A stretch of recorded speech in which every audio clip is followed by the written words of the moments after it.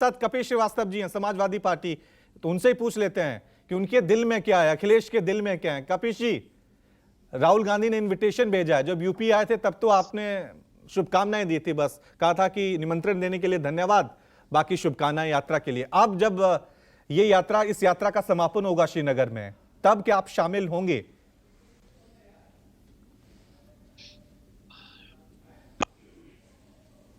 निभा देना उनका अधिकार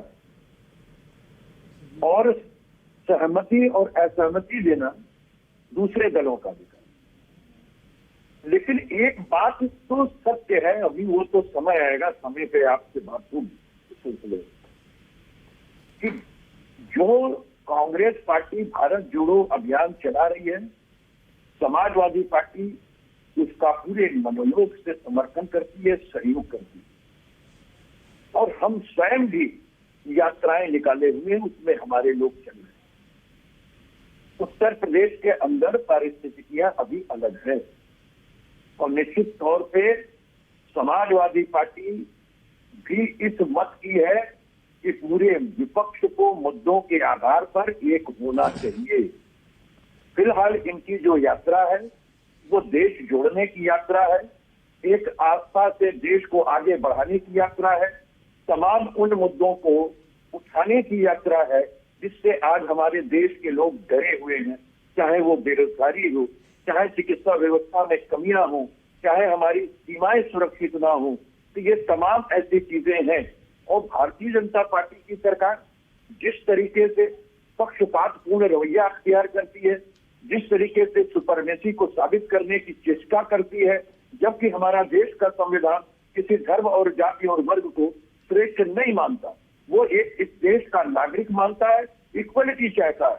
लेकिन भारतीय जनता पार्टी सुपरमेसी में विश्वास करती है, इसलिए सुपरमेसी का सवाल उठाती है।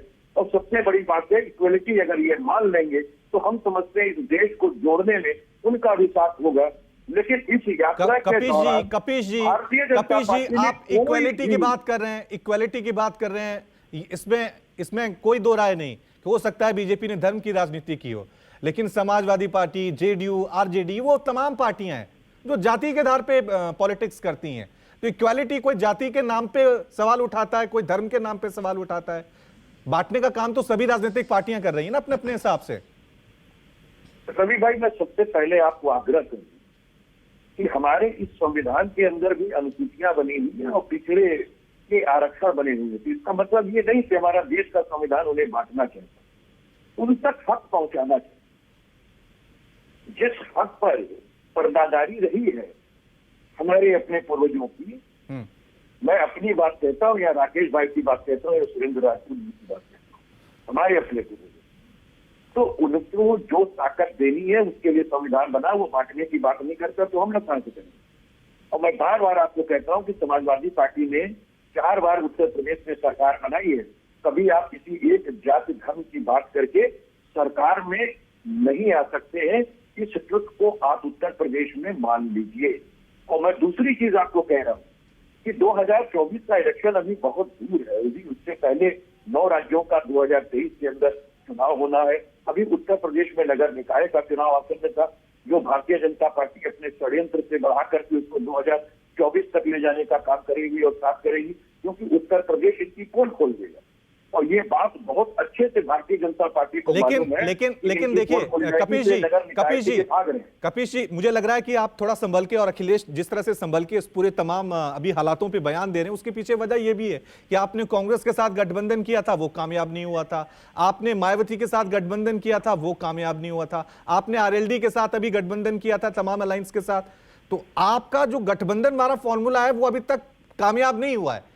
तो यही वजह है कि आप अभी थोड़े सन्नाटे में हैं, चुप हैं। नहीं ठाकुर साहब, मैं एक बात आपको कि देखिए, गठबंधन और रिसर्च ये होते हैं, जनता बड़ी होती है कि किसको स्वीकार्यता प्रदान करती है, किसको नहीं करती। लेकिन 2022 के अंदर जो हमने गठबंधन किया था उसका लाभ आप देख लीजिए ना, कि जो शिक्षित लोग जिनके चुनाव में ड्यूटी थी और जिन्होंने मतपत्र से अपने वोट डाले थे, उसमें 351 सीटों पर समाजवादी पार्टी ने लीड किया था। अब आप दूसरी चीज देख लीजिए, कि समाजवादी पार्टी 4 बार जब सत्ता बनाई तब 36% वोट नहीं पाई थी, लेकिन आज हम 36% वोट पा करके 111 अपने और ये तो देखिए कपिल जी, ये तो आंकड़े देने की बात होती है कि इतने प्रतिशत वोट हमने ली। आज हम 200 से 1000 वोटों से हारे हैं। देखिए ये बहुत जरूरी आंकड़ा। नहीं, ये तो इस तरह से हो गया कि हमने वनडे मैच जीत लिया, हमारे खिलाड़ी ने सेंचुरी बनाई थी, हमने इतने विकेट लिए थे, लेकिन मैच वो जीत गए। आखिर में नतीजा देखा जाएगा ना। बार बार निवेदन कर रहा हूं कि इसको खेत मेड़ की लड़ाई बिल्कुल कतई ना बनाए जी। जो 210 सीटें रही है वो महज 200 वोटों से 1000 वोटों के बीच में, यानी 5.5 लाख के अंतर से हमने 210 सीटें गंवाई हैं, और वो सभी जानते हैं कि प्रशासन ने गंवाई है। अगर भारतीय जनता पार्टी को माथे पे बल ना होता तो नगर निकाय चुनाव का सुप्रीम कोर्ट का वर्डिक्ट उनको नहीं मालूम था। वो पहले से तैयारी और आयोग करके नहीं रखते, वो समय पे चुनाव न कराते, वो लोकतंत्र में संविधान की। ठीक है, मैं जवाब लूंगा, राकेश जी से जवाब लूंगा, राकेश जी से जवाब लूंगा, लेकिन उससे पहले ठीक है, अब मैं राकेश जी से जवाब लूंगा, लेकिन उससे पहले नमस्कार, मैं हूं मानक गुप्ता। अगर आपको हमारा ये वीडियो पसंद आया हो तो इसे लाइक और शेयर जरूर करें, और हाँ, हमें सब्सक्राइब और फॉलो करना ना भूलें ताकि आप देश और दुनिया की कोई खबर मिस ना करें। तो जुड़े रहिए हमारे साथ और देखते रहिए न्यूज़ 24।